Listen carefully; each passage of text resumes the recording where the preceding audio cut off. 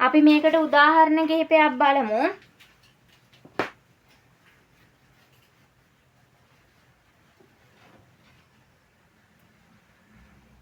ඔන්න ක්‍රියාපදයක් අතීත කාලයට සාමාන්‍ය ක්‍රමයට හරව ගන්නයි හදන්නේ. උදාහරණ කිහිපයක් බලමු. කදා. හදා. මොකද්ද මූලිකම පියවර? දා කපලා අයින් කර ගන්නවා, ඉතුරු වෙන අකුර ලියා ගන්නවා, බලනවා මුලින්ම මෙතන ආසරයකින් හරි ඕසරයකින් හරිද මේ ඉවර වෙලා තියෙන්නේ කියලා එකතු කරනවා. එතකොට මේක ආසරයකින් ඉවර වෙලා තියෙන්නේ. ඒ නිසා මේකට අස්සෝයෝ කියලා එකතු කර ගන්නවා. ඇයි මේකට අස්සෝයෝ දාගන්නේ? ඔත්සෝයෝ දාගන්න නැතුව? මෙතන ඉවර වෙලා තියෙන අවසාන සරය ආ නිසා අස්සෝයෝ එකතු කර ගන්නවා. හරිද? ඊට පස්සේ මෙතන ආකුරු දෙකක් එකට එකතු වුනහම හැදෙන්නේ ආකුරක්මයි නේද? ආසර දෙකක් එකට එකතු වුනහම හැදෙන්නේ ආ එකක්මනේ. එහෙනම් මෙතන ආ එකක් තියෙනවනේ. ආයි ලියන්න ඕනද? නෑනේ. එහෙනම් මෙන්න මේ සයිනු දෙක යටට ගත්තා. කස්සෝයෝ. හරිනේ. කස්සෝයෝ. එතකොට මේ වචනේ තේරුම කදා කියන්නේ යනවා. මේක අතීත කාලෙටයි මේ හැරලා තියෙන්නේ. කස්සෝයෝ කියන්නේ ගියා. ගියා. තේරුණාද? කදා මේ තියෙන ක්‍රියාපදයක් ඒ ස්වරූපයෙන්මයි සැබෑ ස්වරූපයෙන්මයි තියෙන්නේ. අපි ඒක අතීත කාලයට හරව ගත්තා. අස්සෝයෝ එකතු කරගත්තා. දා කපලා අයින් කරලා අස්සෝයෝ එකතු කරගත්තා. ඊට පස්සේ කස්සෝයෝ කියලා හදාගත්තා ක්‍රියාපදේ. තේරුණාද? ගියා කියලා තමයි ඔන්න ඔය විදිහට හැදෙන්නේ. ඊට පස්සේ අපි තව උදාහරණයක් බලමු.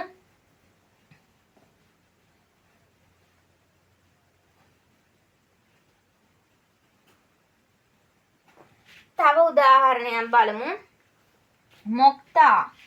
මොක්තා කියන ක්‍රියාපදයේ ගමු. මොක්තා. මොකද්ද මේකෙදි මුලින්ම කරන්න ඕන? ක්‍රියාපදයේ දා කපලා අයින් කරගන්න ඕන. ඉතුරු වෙන අකුරු ටික මෙන්න මේ විදිහට ගත්තා.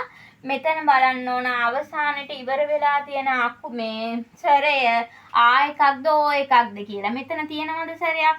හල් කිරීමනේ අවසාන අකුර නැහැනේ. එහෙනම් අපි යන්න ඕන මෙන්න මෙතනට.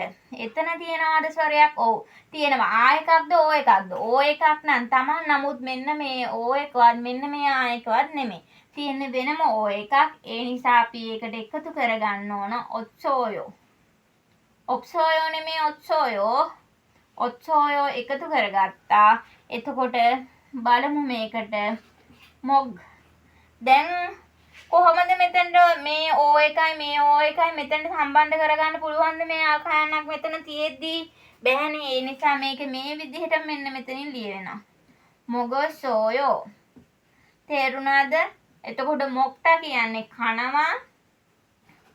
මොගසෝයෝ කියන්නේ මොගසෝයෝ කියන්නේ එතකොට කෑවා.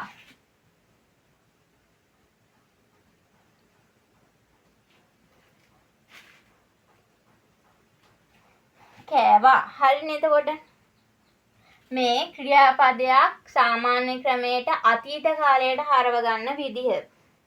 ඔන්න අත්සෝයෝ කියලා දුන්නා, ඔත්සෝයෝ කියලා දුන්නා. ඊගාවට බලමු හෙත්සෝයෝ වලින් කොහොමද දාග හදාගන්නේ කියලා.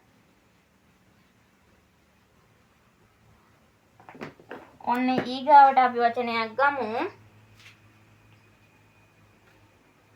යෝරි හදා. යෝරි හදා කියන්නේ මොකද්ද? යෝරි හදා. යෝරි හදා. ඔන්න ගත්තා උයනවා කියන එක. ඔන්න මුලින්ම හදා කපලා අයින් කරා. යෝරි. මොකද්ද දාන්නේ? හදා සම්පූර්ණයෙන්ම කපලා හෙස්සෝයෝ. යෝරි හෙස්සෝයෝ. හරි නේද? එතකොට මේක මොකද්ද වෙන්නේ? ඉව්වා වෙනවා. උයනවා ඉව්වා අතීත කාලයි.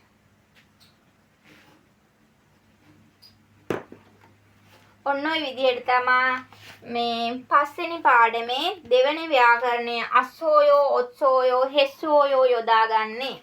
ඒ කියන්නේ ක්‍රියාපදයක් අතීත කාලයට හරව ගන්න විදිහ තමයි දැන් කියලා දුන්නේ.